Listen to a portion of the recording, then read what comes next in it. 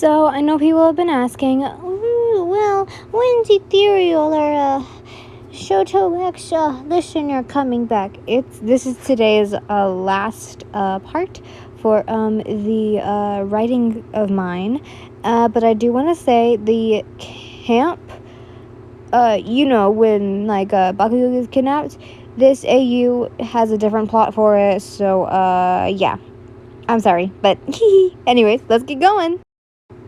What do you mean I'm going on a mission with you?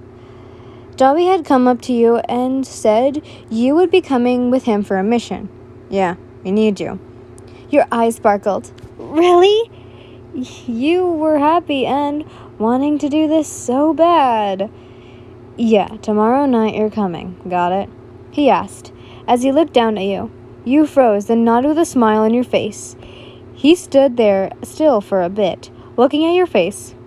God, how you were so happy, which caused a tiny smile to spread on his face. As soon as he realized, he then froze before his face went back to normal, walking away as you went back to your daydreaming. He then went inside of the bar stool, watching you. You were an odd one. You tended to go off in your own little world, even saying things here and there. He never really understand why, though, but he had assumptions. Yin, I got a question. You hummed, looking at him. Why do you talk to yourself and stare off for so long? He asked. You looked down. Oh, I'm sorry. It started when I was there. It was the only thing I could do, really. You look at him with a sad smile. I see. Dabi looked away. And the next day had arrived, and the night of it did.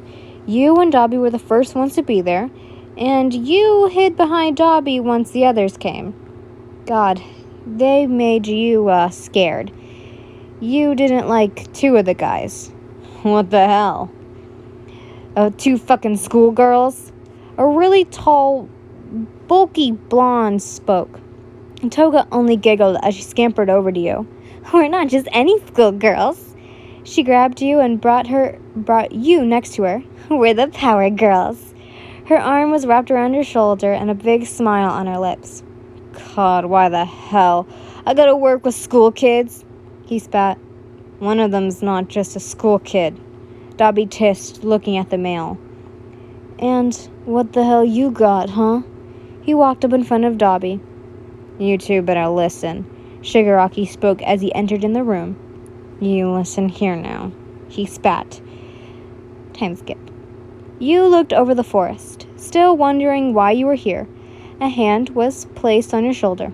Listen, Yin, once the fog is up, you go down there and do your thing. Dabi spoke. Everyone else had, already been gone. But why can't I be with you? You asked, a little scared. That's just how the plan goes, he spoke, walking away. Don't want to upset the boss. You looked out again, for a bit until the fog was rolling up. So you left, following what you were supposed to do. Make your way through the forest. You had to stop by a person, but you didn't know how you were supposed to do it. The words played in your mind. Drain them until they fall. Those were the words that Shigaraki said before this all. They were looking for two kids, and you were supposed to as well. And that was when you saw one of the kids. He was on the floor with a gash in his chest. You ran over to him. You don't know why, but you ran without thought. His breathing was scattered, his hands coming to his chest. What are you doing?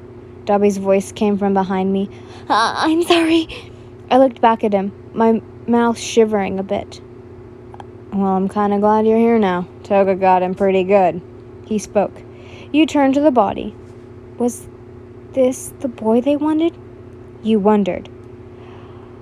I then continued to heal him, his breathing coming back to normal, the blood drying and the wound closing up.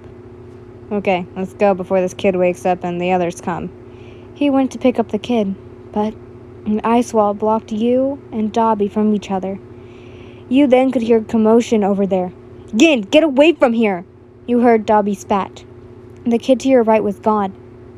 I got up and turned the other way. Hearing them behind me, I covered my ears, trying to get anything out of my head, until I landed on nothing, falling down and rolling down the hill. My body hit everything. I felt everything until my head hit a rock, blacking everything out and falling into a creek. I woke up to be in a room. It was bright, and I don't know where I was. Everything hurt so much. I could hear mumbles of someone talking, a hand being placed on my forehead. Where am I? I asked. My voice was hoarse, and I could barely hear myself. Oh dear, please don't say anything. A cold hand was placed on mine. You're in a hospital. Her voice spoke. It was so soothing, but I shot up and held onto her. Please, I don't want to be here. I teared, only to have a hand on my cheek. What? So you can go back to living a life of nothing? We could never do that. I swear I could feel her smile.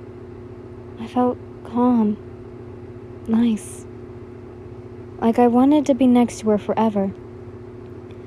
We would never let anyone like you be hurt again. I laid my head on her. Her hands combing through my hair felt nice. Something of what a mother would feel like. Tears falling from my eyes. Please, miss, don't leave me. I spoke lightly, hugging onto her. And I won't. She smiled. Once my eyesight came back, I finally saw what she looked like. Her skin was purple, and her hair was a bluish color. I found out her name, I'm going to butcher this, her name was Kinoto Kuzuki, but everyone else called her Curious.